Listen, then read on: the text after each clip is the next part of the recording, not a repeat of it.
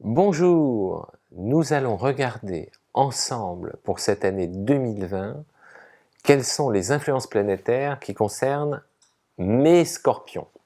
Qu'est-ce qu'il y a actuellement dans le ciel pour vous? Il y a plein de choses, donc on va regarder ça ensemble. Petit basique, il faut toujours repartir sur des choses extrêmement simples, pratiques et basiques, moi j'aime bien. Qu'est-ce qui se passe? Comprendre les besoins du scorpion, ça nous donne une structure, une assise. Ensuite, on va regarder toutes les planètes lentes, celles qui restent longtemps, celles qui ont une influence parfois pendant plusieurs années.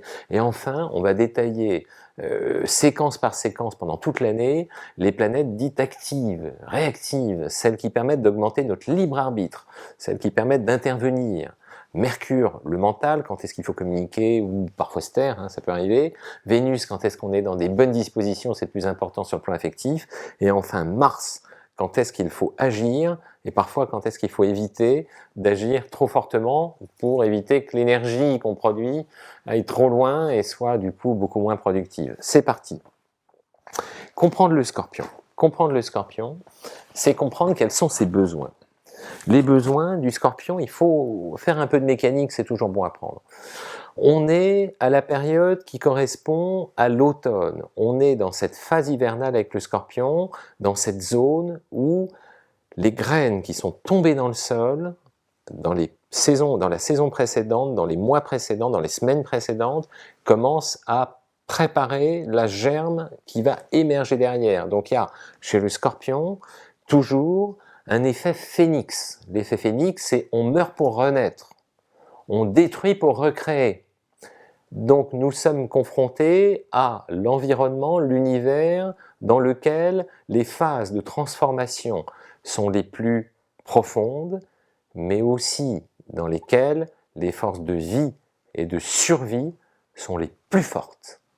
C'est ça mon scorpion. Le scorpion, c'est un signe d'eau, donc c'est comme tous les signes d'eau, les émotions sont très puissantes, hein, que ce soit en poisson, en cancer ou en scorpion.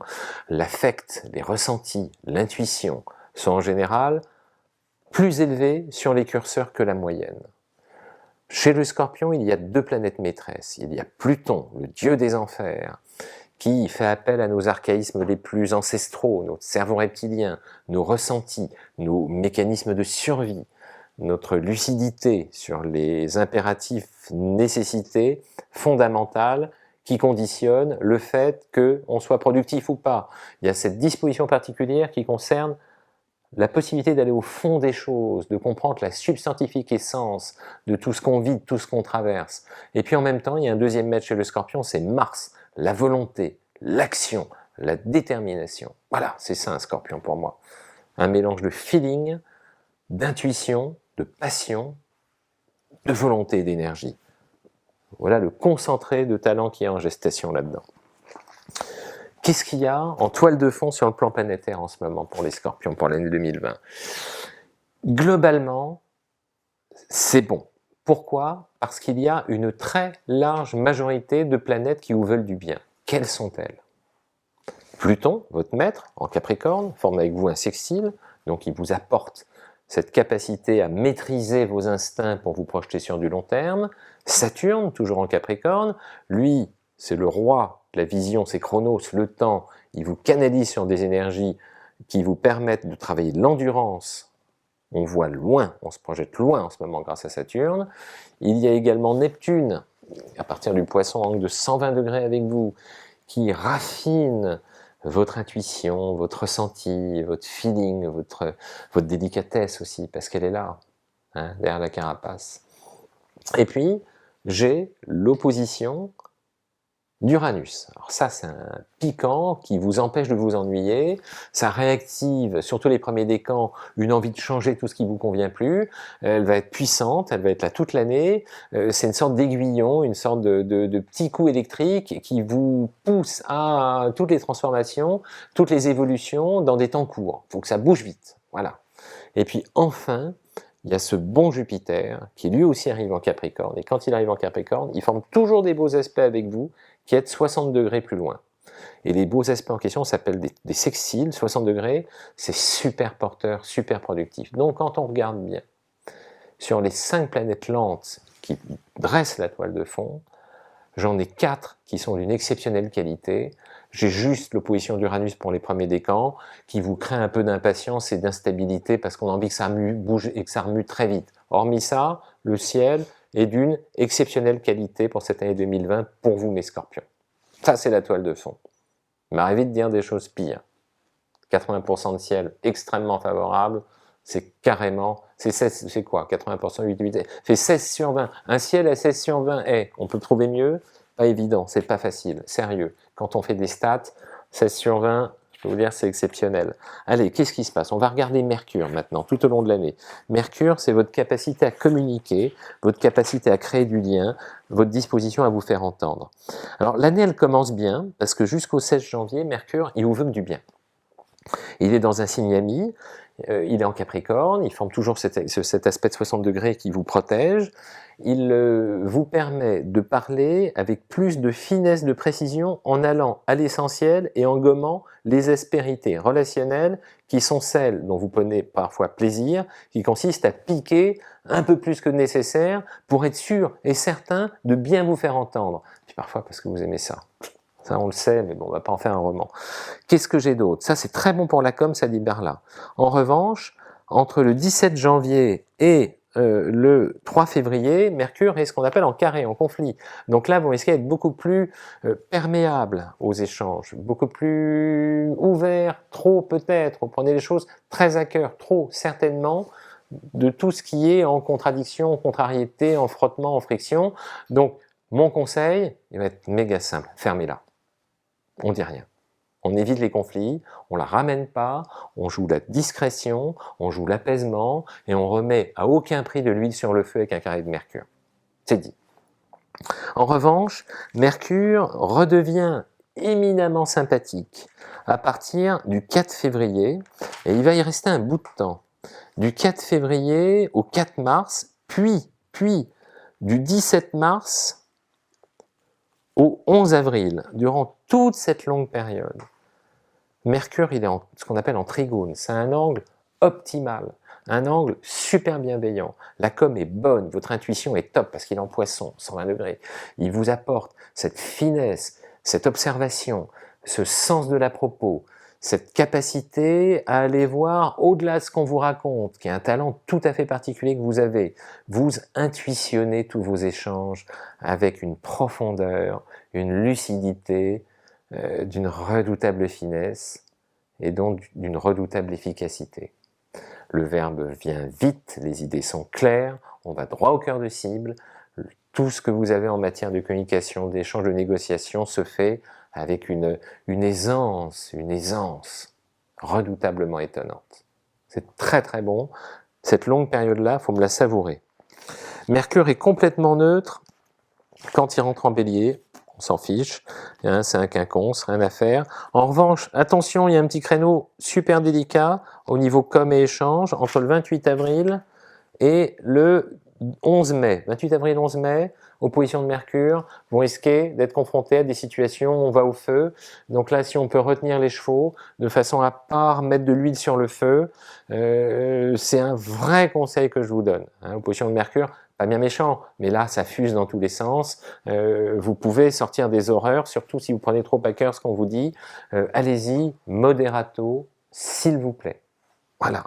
Ensuite, on arrive au mois de mai. On était au mois de mai. Il est complètement neutre, mais il arrive dans un angle qui est un vrai bonheur pour vous, ce Mercure, entre le 29 mai, et normalement je crois qu'il reste un peu longtemps, 29 mai et le 4 août. 29 mai, 4 août, mai, juin, juillet, août. Ouais, disons, c'est un beau climat, c'est un 29 mai, 4 août.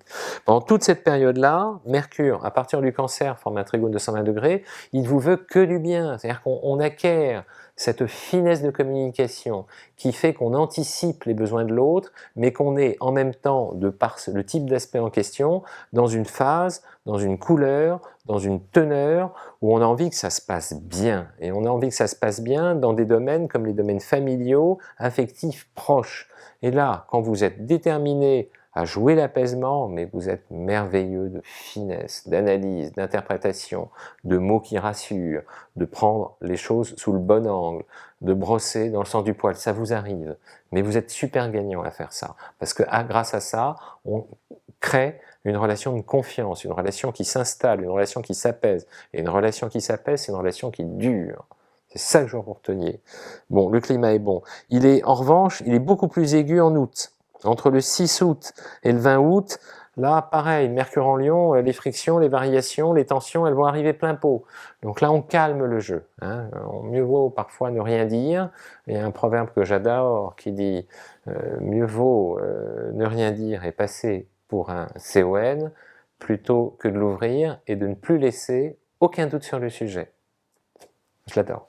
Bref, Mercure redevient éminemment sympathique à partir du 21 août. Il est en Vierge, il vous structure la pensée, il devient particulièrement efficace, fin, lucide et précis dans tout ce que vous avez à dire jusqu'au 5 septembre. Il est neutre en Balance. En revanche, alors là ça tombe bien, à partir du 28 septembre jusqu'au 28 octobre, un mois complet, Mercure, ça y est, il est chez vous. Il est au-dessus de votre tête. Là, ma capacité intellectuelle de mon Scorpion, elle est au maximum, là, au maximum. Votre intuition est au cordeau, vos analyses sont percutantes, votre lucidité est au taquet. Tout ce que vous avez en tête se fluidifie naturellement. Vous parvenez à exprimer avec une lucidité merveilleusement bien calibrée tout ce que vous avez derrière la tête, sur le cœur. Vous déroulez vos plans, vous créez les liens qui vous intéressent. Vous êtes efficace, tout simplement. C'est très très bon. J'adore cette période-là pour vous. Surtout qu'elle revient encore un petit peu de mémoire après. Elle revient à la même période, Mercure boucle un peu en rétrograde pendant quelques jours. Et il revient en Scorpion du 11 novembre au 1er décembre. 11 novembre, 1er décembre, c'est encore pas mal ça. Mercure encore chez vous. Vous êtes gâtés, hein. Belle période pour communiquer dans l'échange, vous faire entendre, vous exprimer, vos idées passent, on vous entend, vous rentrez dans les oreilles, c'est super efficace. Et puis vous en aurez une dernière en fin d'année, avec sa position en Capricorne, du 21 décembre jusqu'au 31, où là encore vous gagnez en structure oratoire. Tac. On va droit au cœur de cible, on est construit, précis, pointu, un bonheur. C'était l'année pour Mercure. Voilà, on a fait le tour en matière de com, mettez bien à profit ces bonnes périodes que je viens de vous indiquer. Allez, on va passer au plus important maintenant, on va passer à Vénus. Vénus, c'est notre vie amoureuse, et la vie amoureuse, on le sait, c'est vraiment ce qui nous fait vibrer, et c'est vraiment notre côté le plus heureux. Alors, Vénus, elle arrive, elle forme des beaux aspects avec vous à partir du 14 janvier. 14 janvier, 7 février, c'est que du bonheur. Elle est en Poisson, c'est le charme, le magnétisme, c'est le don de plaire, de séduire. Vous avez votre aura, la fameuse aura du Scorpion. Vous cultivez ce mystère, vous cultivez cette séduction. Il n'y a que vous qui savez faire ça, c'est clair. Vous avez un talent là-dessus. Voilà. Bon, extraordinaire sur le plan amoureux. Cette période-là, elle est très très très très très bonne. À graver dans le marbre et à pas laisser filer sans rien faire. Ensuite, Vénus. Elle est complètement neutre en Bélier. Elle va vous agacer, la Vénus en Taureau, entre le 6 mars et le 2 avril. Alors, 6 mars, 2 avril, en Taureau, en face, opposé, pas de crise de possessivité, pas de rapport de force dans la vie amoureuse, pas de rapport de tension, pas de négociation tendue, évitez-moi les rapports de conflit. C'est toujours compliqué l'opposition. L'opposition, c'est l'autre qui aura raison. Donc, il faut lâcher prise, il faut être souple et arrangeant, essayez, vous y gagnerez, ça vaut le coup, durant cette période-là. Ensuite, ma Vénus, elle est neutre pendant un long moment en Gémeaux.